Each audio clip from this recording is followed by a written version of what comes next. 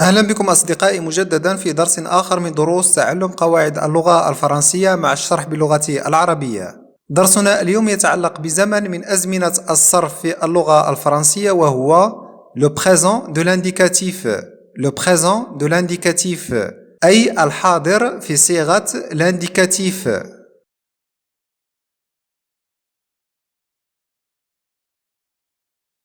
قلنا في الدرس العاشر من هذه السلسلة بأن خارطة الصرف la conjugaison في اللغة الفرنسية تتكون من les modes من الصيغ les modes. هناك 4 صيغ شخصية des modes personnels وهي l'indicatif, le conditionnel, le subjonctif و l'impératif. و3 صيغ لا شخصية أو غير شخصية وهي l'infinitif, le participe و le gérondif. لكل صيغة من هذه الصيغ طابعها الخاص وأزمنتها الخاصة. ونعلم كذلك بأن le mode indicatif هو صيغة من بين الصيغ التي رأيناها.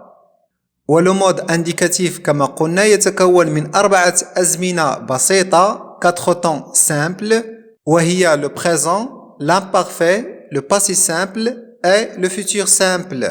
و4 أزمنة مركبة 4 temps composés وهي le passé composé, le plus que parfait, le passé antérieur et le futur antérieur. ما يهمنا في هذا الدرس هو هذا الزمن le présent ضمن le mode indicatif.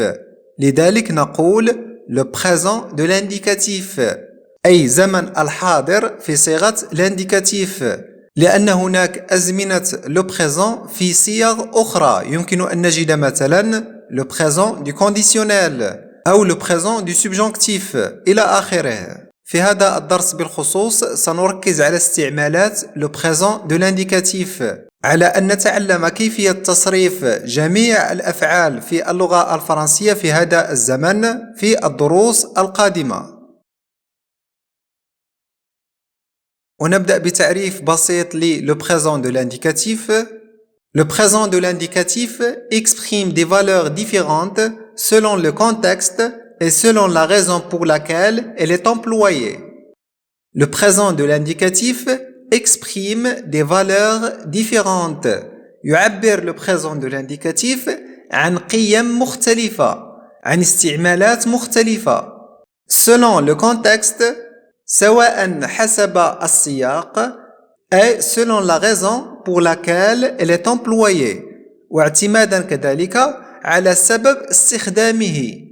إذن كمقدمة بسيطة فإن le présent de l'indicatif لديه قيم des valeurs لديه استعمالات مختلفة في اللغة الفرنسية حسب أولا حسب السياق ثانيا حسب السبب الذي نستعمله من أجله. كما قلت لكم في هذا الدرس سنفصل في مختلف استعمالات le présent de l'indicatif لذلك ابقوا معنا. أول استعمال le présent de l'indicatif يسمى le présent d'énonciation. le présent d'énonciation هذا الاستعمال هو من بين الاستعمالات الأساسية le présent de l'indicatif. Le présent peut exprimer un fait qui s'accomplit au moment où l'on parle. Le présent peut exprimer un fait qui s'accomplit au moment où l'on parle. يمكن الحاضر أن يعبر عن حدث يتم في الوقت الذي نتكلم فيه أي يعبر عن فعل أو حدث يقع الآن في الوقت الذي نتحدث فيه.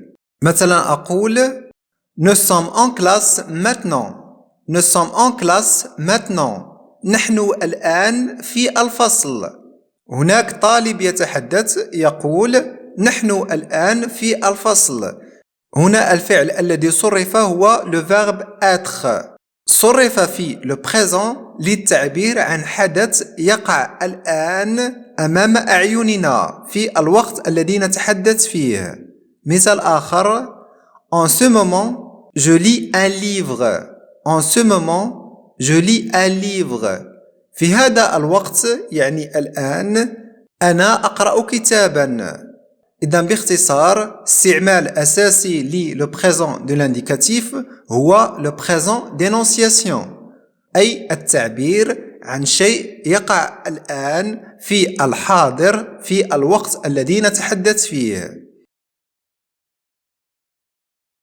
الاستعمال الثاني لي le présent de l'indicatif هو le présent d'habitude. Le présent d'habitude أي زمن الحاضر الذي يعبر عن العادة. Il exprime un fait qui se répète, une habitude. يعبر عن حدث يتكرر une habitude عادة. إذا كان حدث ما يتكرر بشكل دوري مثلا كل أسبوع أو كل شهر أو كل ساعة حدث يتكرر في الحاضر بشكل دوري بشكل اعتيادي فللتعبير عنه نستعمل le présent. وللفهم أكثر أقترح عليكم بعض الأمثلة. Je me lève tous les jours à 6 heures. Je me lève tous les jours à 6 heures. أنهض أو أستيقظ كل يوم عند الساعة 6. كل يوم أنهض أو أستيقظ عند الساعة 6. هذا الحدث يتكرر se répète هو habitude هو عادة كل يوم. البارحة استيقظت عند 6. الأسبوع الفائت استيقظت عند 6 ويوم الاثنين من الأسبوع القادم سأستيقظ عند 6. هذا الحدث يتكرر بشكل دوري للتعبير عنه نستعمل le présent. مثال آخر Il prend des cours de français le dimanche matin. Il prend des cours de français le dimanche matin. هو يأخذ دروس في اللغة الفرنسية الأحد صباحا يعني كل أحد صباحا. هنا le dimanche عندما نأخذ اليوم ونضيف إليه le dimanche يعني كل أحد. عندما أقول le lundi يعني كل اثنين. إذن الاستعمال الثاني لي le présent de l'indicatif يقول ببساطة أنه عندما يتكرر حدث بشكل دوري بشكل اعتيادي فللتعبير عنه نستعمل le présent de l'indicatif. الاستعمال الثالث أصدقائي وهو le présent de vérité générale. Le présent de vérité générale أي الحاضر للتعبير عن حقيقة عامة une vérité générale. Il s'emploie pour des faits toujours vrais. يستعمل للتعبير عن أحداث حقيقية عن أشياء حقيقية دائما حقيقية. إما proverbe أمثلة définition تعريف propriété scientifique خاصيات أو خواص علمية. مثلا نقول l'eau bout à 100 degrés Celsius. L'eau bout à 100 degrés Celsius أي أن الماء يتبخر عند 100 درجة سلسيوس. هذا الشيء هو حقيقة علمية حقيقة عامة vérité générale. للتعبير عن هذه الحقيقة العلمية نستعمل le présent.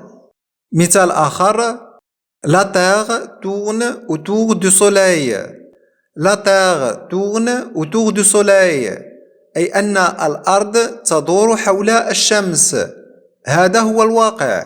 هذه حقيقة علمية للتعبير عنها نستعمل le présent de l'indicatif. مثال آخر L'habit ne fait pas le moine. L'habit ne fait pas le moine. هذه الجملة هي مثل فرنسي يعني أن اللباس الهندام لا يصنع الرجل.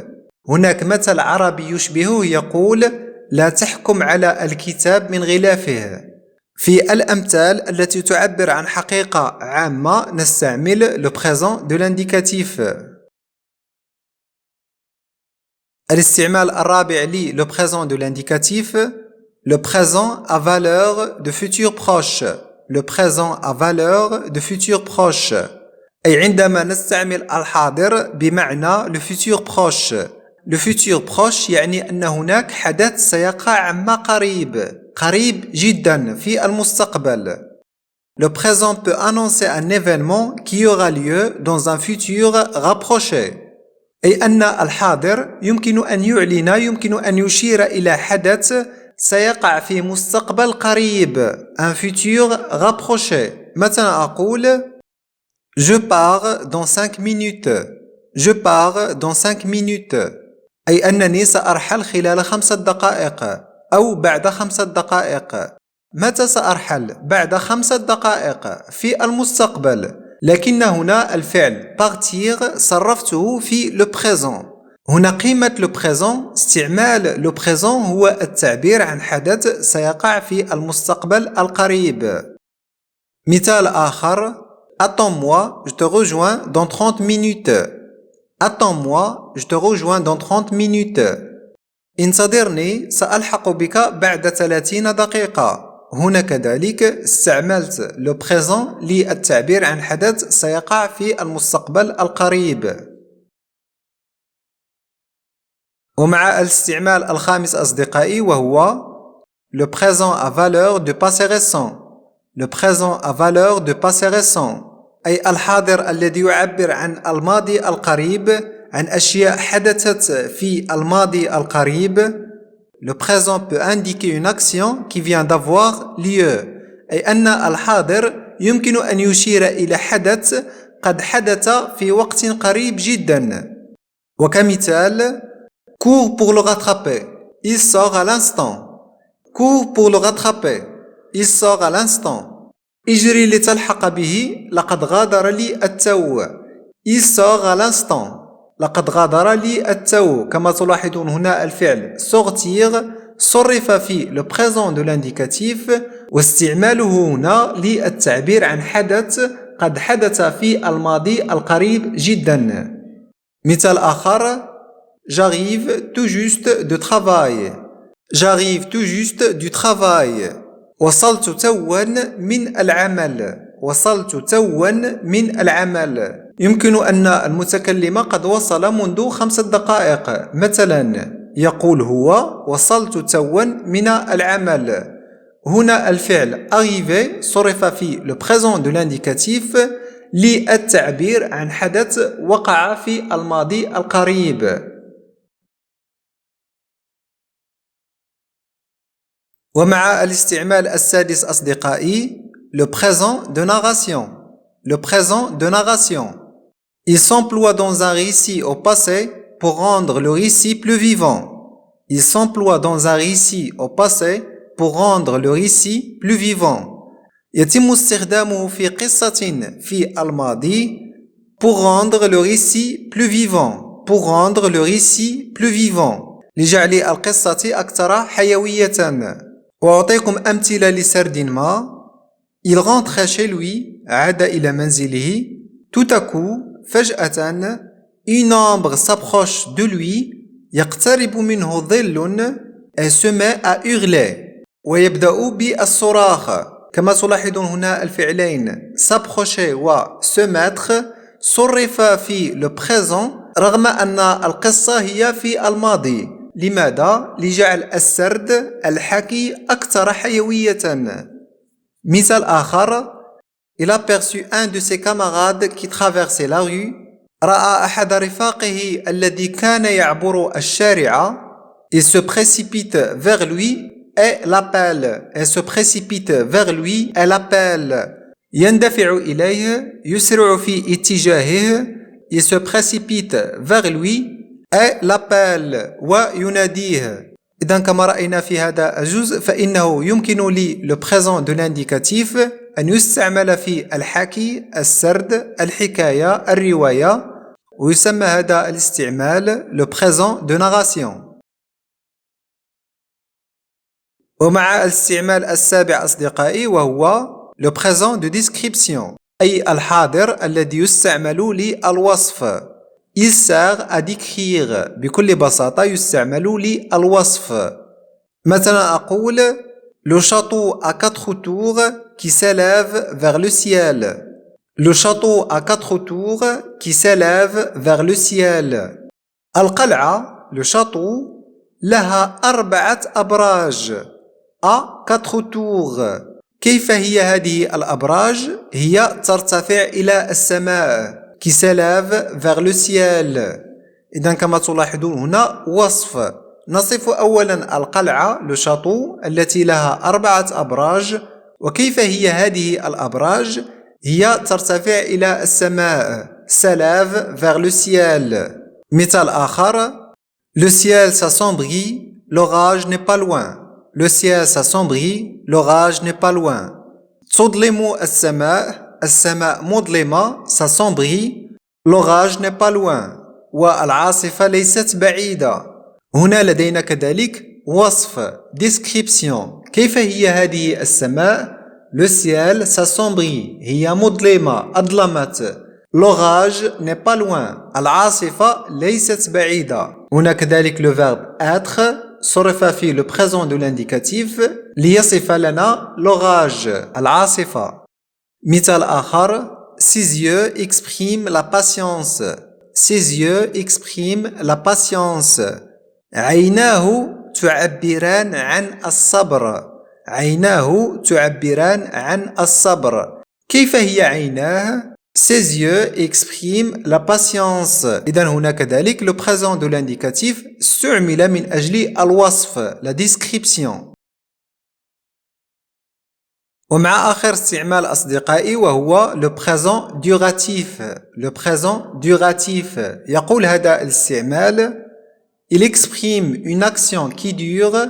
يعبر عن حدث يطول، يمتد، يستمر. Une action qui a commencé mais qui n'est pas limitée dans le temps. حدث أو فعل قد بدأ. Une action qui a commencé لكن ليست محدودة في الزمن. وأعطيكم أمثلة من أجل الفهم أكثر.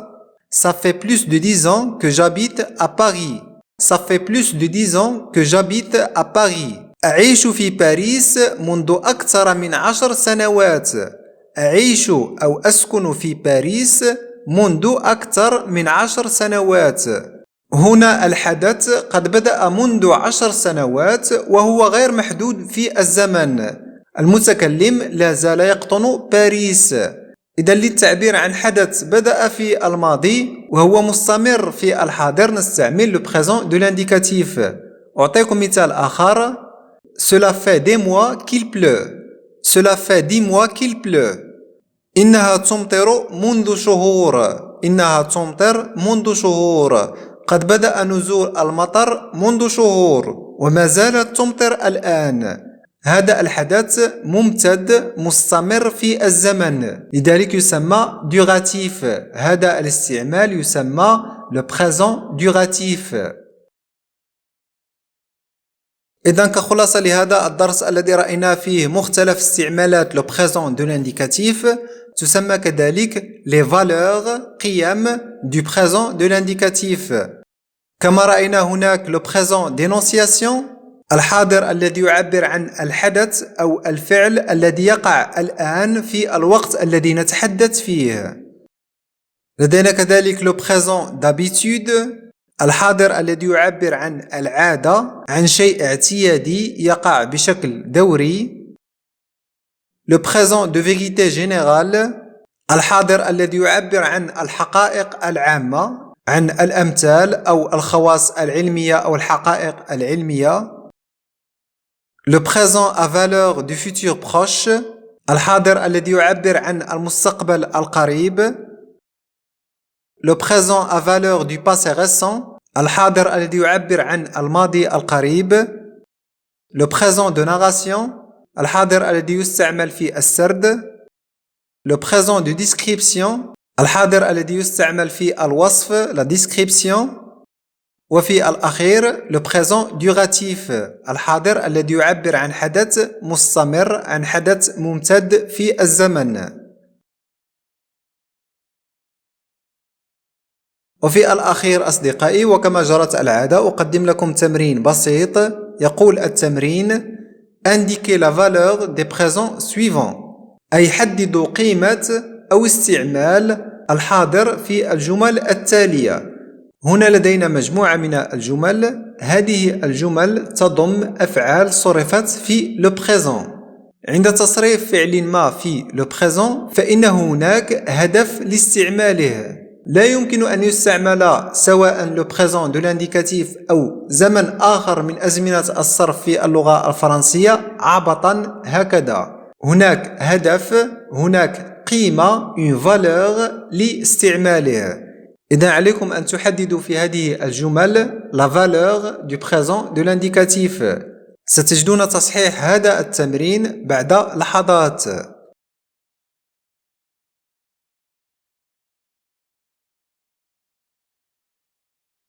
تصحيح التمرين المتعلق بهذا الدرس ها هو ذا أمامكم. قولوا لنا في التعليقات عدد الإجابات الصحيحة التي حصلتم عليها.